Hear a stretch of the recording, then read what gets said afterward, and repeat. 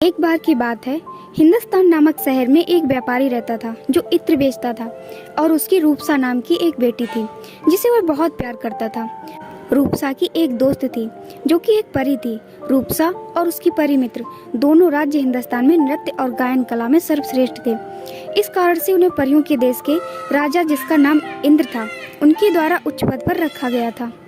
रूपसा के बाल दुनिया के सबसे सुंदर बालों में से थे क्योंकि वे काते हुए सोने जैसे दिखते थे और उसकी महक ताजे गुलाब की महक जैसी थी। लेकिन उसके बाल इतने लंबे और घने थे कि उनका वजन अक्सर रूपसा के लिए असहनीय हो जाता था। एक दिन रूपसा ने अपने थोड़े से चमकते हुए बाल काट दिए। उन बालों को एक बड़े पत्ते में लपेटकर उसने उसे अपनी खिड़की के ठीक नीचे बहने वाली नदी में फेंक दिया। उसी समय ऐसा हुआ कि राजा का पुत्र शिकार पर गया था और वो पानी पीने को नदी पर गया, जहाँ उसके पास एक मुड़ा हुआ पत्ता तैरने लगा जिसमें से गुलाब की सुगंध आ रही थी। राजकुमार ने उसे खोला और भीतर उसे काते हुए सोने की तरह बालों की एक लट मिली। उसमें से एक धीमी मनमोहक सुगंध आ रही थी। जब राजकुमार उस दिन अपने महल पहुंचा तो इतना उदास था और इतना शांत दिख रहा था कि उसके पिता ने सोचा कि राजकुमार कहीं बीमार तो नहीं हो गया।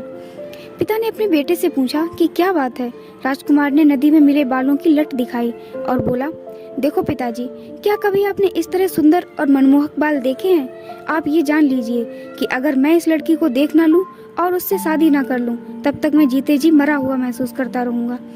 तब राजा ने तुरंत अपने सारे राज्य में दूतों को भेजा कि वह उस लड़की को ढूंढ निकाले जिसके बाल काते हुए सोने के समान दिखते हों।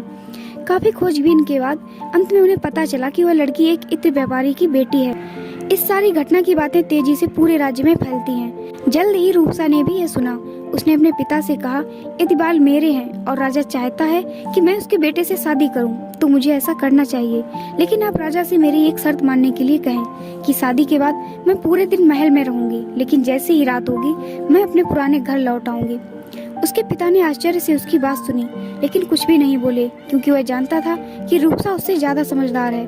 बेशक बाल रूपसा के थे और जल्द ही राजा ने इत्र व्यापारी को बुलाया और उससे कहा कि वह चाहता है कि उसकी बेटी की शादी राजकुमार से हो।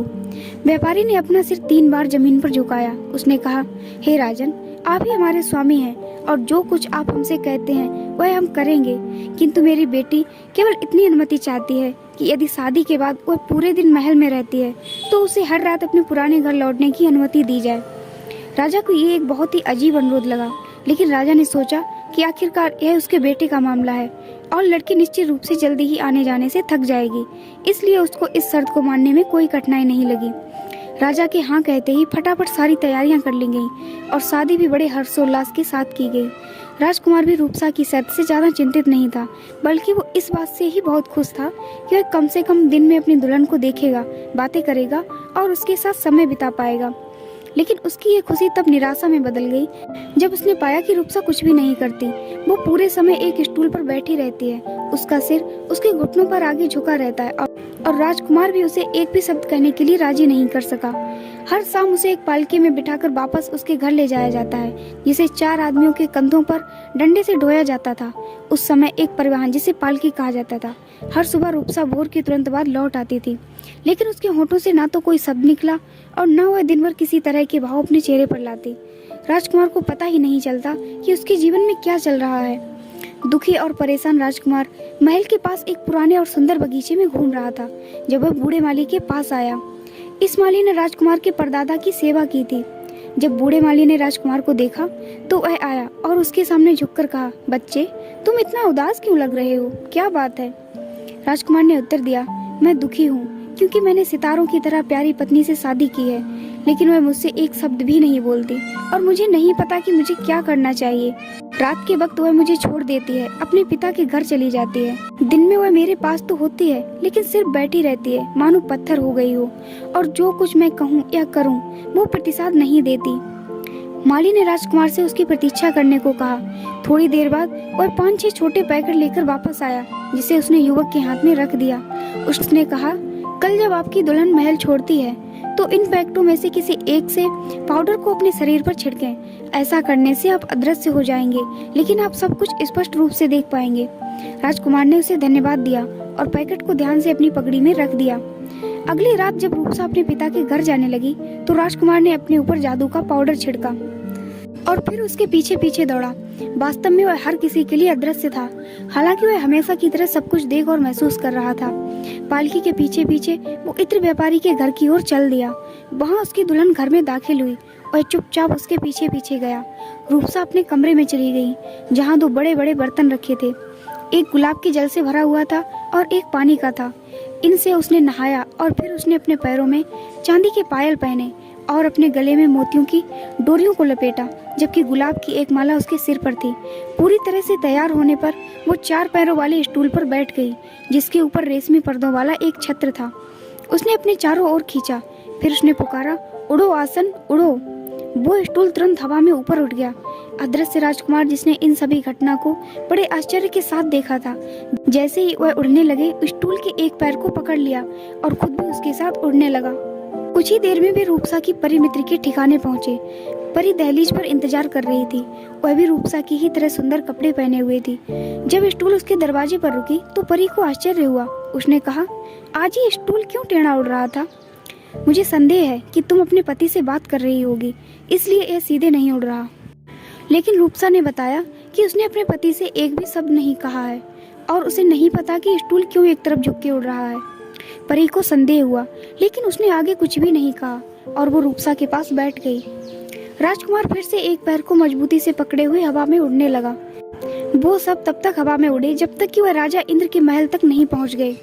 सारी रात रूपसा और परी इंद्र के सामने गाती और नृत्य करती थी, जबकि वहाँ एक संगीत वाद्य यंत्र था जिससे जादू की धुन अपने आप में बजती थी। राजकुमार ने अब तक इतना मोहक संगीत कभी नहीं सुना था। उसे सुनकर राजकुमार काफी रोमांचित हुआ।